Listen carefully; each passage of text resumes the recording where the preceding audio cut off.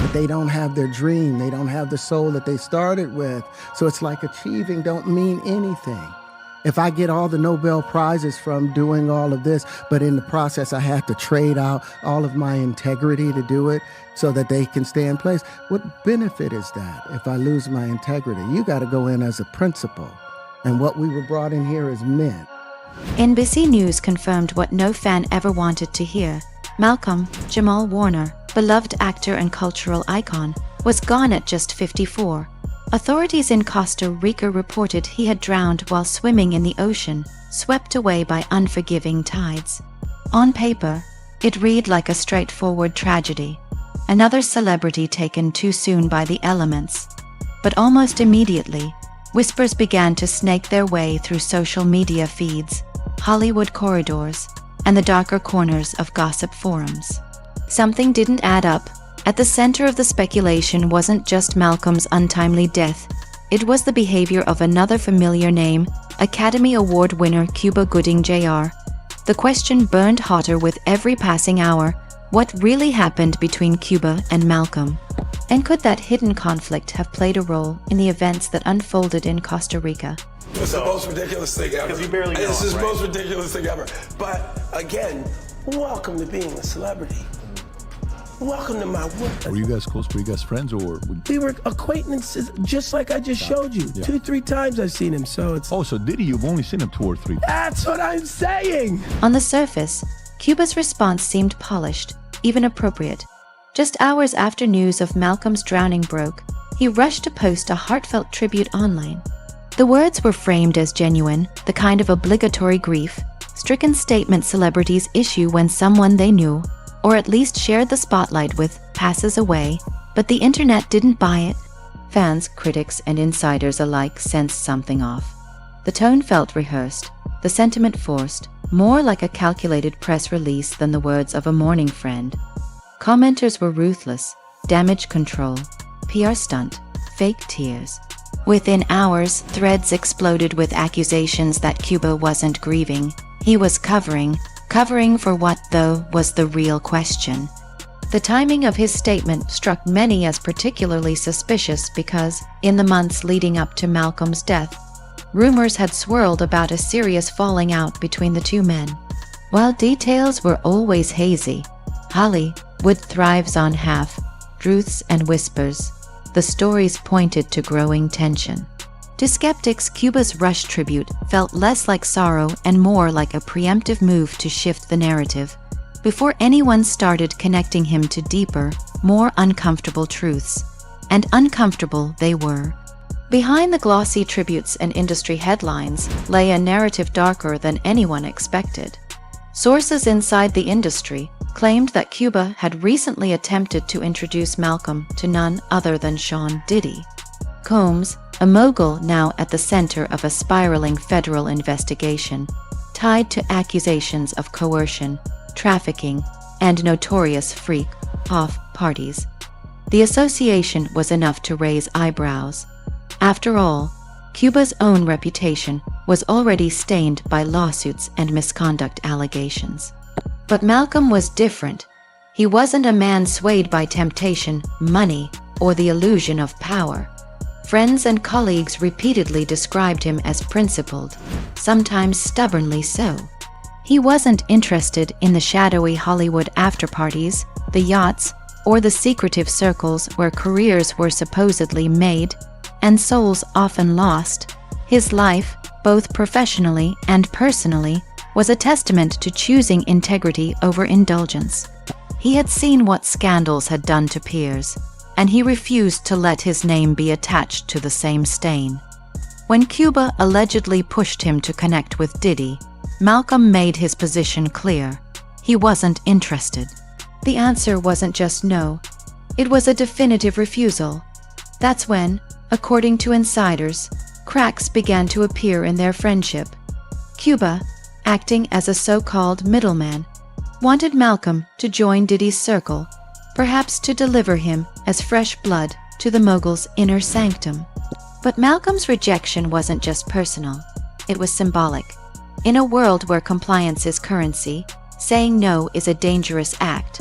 From there, the relationship reportedly soured. Malcolm distanced himself, focusing instead on projects that reflected his values. He wasn't chasing clout. He wasn't desperate for Hollywood's validation anymore. He was building a podcast celebrating Black culture, working on music that earned him a Grammy, and diving into dramatic roles that cemented his credibility as a mature actor. Unlike some of his peers, Malcolm had managed the impossible, transitioning from childhood stardom into respected adulthood without the usual trail of scandal.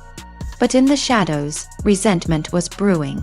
Cuba, insiders claim, grew frustrated with Malcolm's unwillingness to play along. Some even alleged threats were exchanged. Malcolm, it's rumored, may have left behind recordings, secret files documenting tense conversations and veiled warnings. The idea of such evidence, if real, would be explosive. Imagine a voice memo or digital diary entry capturing Malcolm's own words, exposing the pressure he faced for refusing to be drawn into the same world that had already trapped so many others. Whether those files exist remains unconfirmed, but even the possibility has supercharged speculation. Fans scoured forums, convinced Malcolm had been targeted not just for who he was, but for what he knew. And when you step back and look at the bigger picture, the pieces begin to form a disturbing mosaic. Cuba Gooding Jr. S. name has surfaced again and again in court documents tied to Diddy. Allegations of misconduct, lawsuits under the Adult Survivors Act, and claims of him being directly involved in questionable yacht gatherings paint a troubling picture. According to one lawsuit by producer Rodney Lil Rod Jones, Cuba allegedly crossed boundaries at one of Diddy's infamous parties, grooming Jones for unwanted advances. When you overlay these accounts with whispers that Malcolm was being nudged toward the same scene, the parallels are chilling. If Malcolm truly resisted, if he stood firm when others gave in, that may have sealed his fate. The official reports about Costa Rica say the waters were treacherous, the currents unpredictable, the signs clear but ignored. Lifeguards weren't present. A stranger nearly drowned trying to save him. On paper, it reads like tragic misfortune, but to those piecing together the rumors, coincidences pile up too neatly. Why were there conflicting accounts of how he was pulled from the water? Why did multiple vacationing doctors appear almost instantly to attempt resuscitation, as if placed there by design? It felt cinematic, scripted even, as though someone wanted the tragedy to look clean, believable, final. Meanwhile, those who spoke to Malcolm days before the trip described him as anything but reckless. He was upbeat, focused on the future, energized by new projects. He was devoted to his daughter and loved ones. He wasn't depressed. He wasn't careless. He wasn't the kind of man who would wade blindly into a riptide. Which is why, in the aftermath of his death, so many are asking, was this truly an accident? Or was it something far darker? Because, if the whispers are true, if Malcolm rejected entry into a dangerous circle of power, if he had evidence tucked away, if he refused to play by Hollywood's unspoken rules, then his drowning may not have been fate at all. It may have been the final act in a story of betrayal, secrecy, and the silencing of a man who knew too much. If Malcolm-Jamal Warner's drowning in Costa Rica raised eyebrows, then the rumors that followed ripped the curtain clean off. What once looked like a tragic accident now resembled something out of a carefully written script.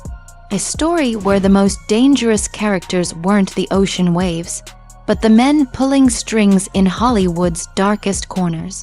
To understand why Malcolm's death feels so unsettling, you have to look beyond the headlines and examine the machinery that has long governed careers in the entertainment industry.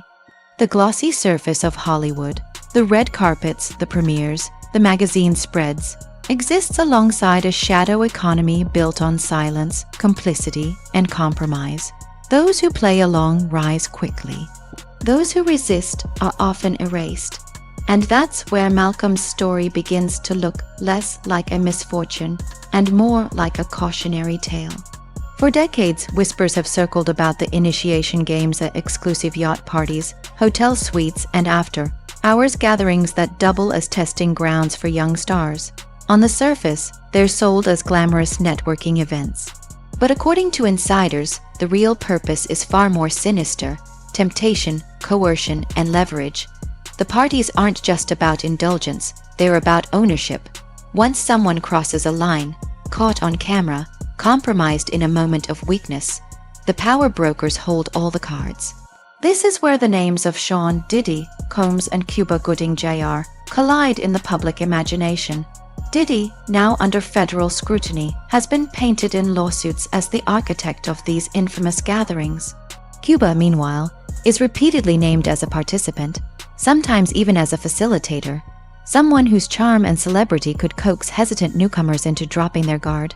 Court filings from producer Rodney "Lil Rod" Jones describe Cuba in disturbing proximity to misconduct, not as a passive guest but as an active player. When fans learned that Cuba had allegedly tried to introduce Malcolm to Diddy's circle, the speculation turned explosive. Suddenly, Malcolm's refusal to attend those gatherings wasn't just a career choice. It was an act of resistance, one that positioned him directly against a machine built on silence, and Hollywood doesn't take kindly to resistance. Patterns begin to emerge when you study the fates of those who say no. Promising careers stall, casting calls stop coming, rumors of difficult behavior start to spread, usually whispered in just enough circles to shut doors without explanation. It's a form of invisible blacklisting, punishment without paper trails. To the outside world, it looks like a career fading naturally. To those inside, it's a warning: play the game or disappear. Malcolm's career trajectory raises eyebrows in this light. Despite his talent, his clean image, and his undeniable presence, he often seemed overlooked by Hollywood's power brokers. He carved out work on his own terms, independent projects, music, podcasts, rather than relying on studio backing. Friends claimed this wasn't by accident, but by necessity.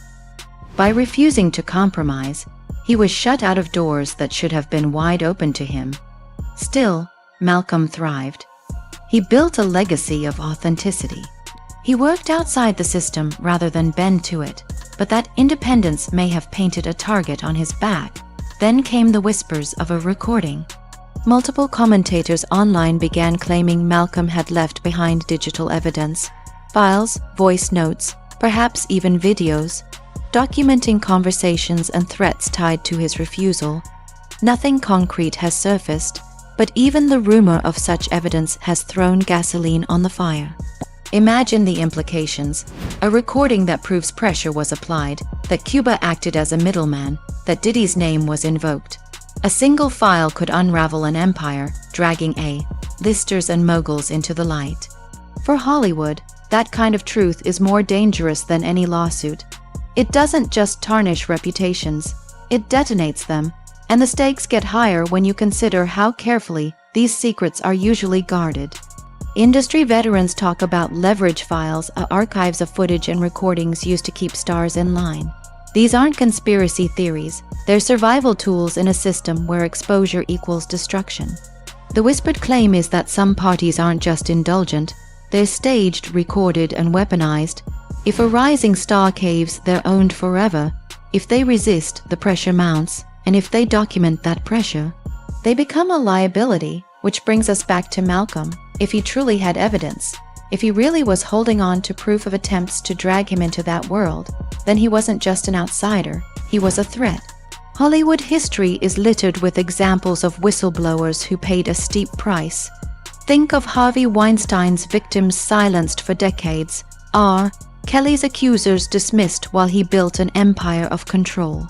In every case, those who spoke too soon were punished, labeled unstable, careerless, bitter. Others simply disappeared from the spotlight, collateral damage of an industry designed to protect itself at all costs. Against this backdrop, Malcolm's drowning feels chillingly familiar. A man with too much integrity, too much resistance, suddenly gone. and the details only fuel suspicion. 3 vacationing doctors on the same beach, all appearing at the exact moment of crisis, trying and failing to save him. Conflicting reports about how he was pulled from the water, friends insisting he was upbeat and focused days before. To skeptics, it's not coincidence, it's choreography. Then there's Cuba himself, still entangled in lawsuits, still linked to Diddy through legal filings, still scrambling to salvage his image. Every denial he issues, every attempt to distance himself, only keeps his name tethered to the narrative.